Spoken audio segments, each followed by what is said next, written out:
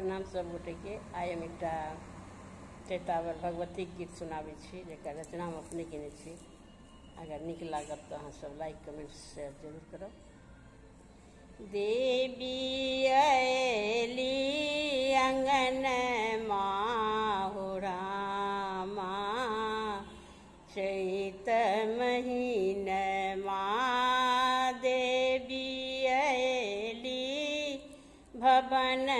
माहु रामा, चैत महीन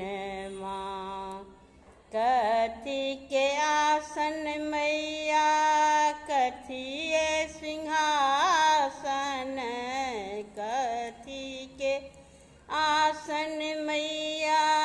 कथिए सिंहासन, कथिए के लागल के बार हो रामा, चैत महीन कथिए के लागल के बार हो रामा, चैत महीन सोना के आसन, रतन सिंहासन, सोना के आसन, रतन सिंहासन, रूप के लागल के बार हो रामा, चैत महीन रूप के लागल के बार हो रामा, चैत महीन देवी अयली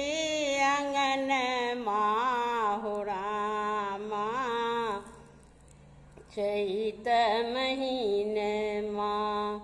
जोरे जोरे नारियल मैया अहूँ के चढ़ाएब, जोरे जोरे नारियल मैया अहूँ के चढ़ा लहूँ, निर्लय धोअब चरण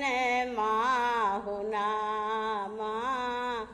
चैत महीन निर्लय धोएब चरण माहु रामा, चैत महीन देवी अयली अंगन माहु रामा, चैत महीन मैया चरण धए उतरब पार, मैया चरण धए उतरब पार, पूजब नित गहबर बाहु रामा, चैत महीन पूजब नित गहबर बाहु रामा, चैत महीन देवी अयली अंगन माहु रामा, चैत महीन देवी अयली अंगन माहु रामा,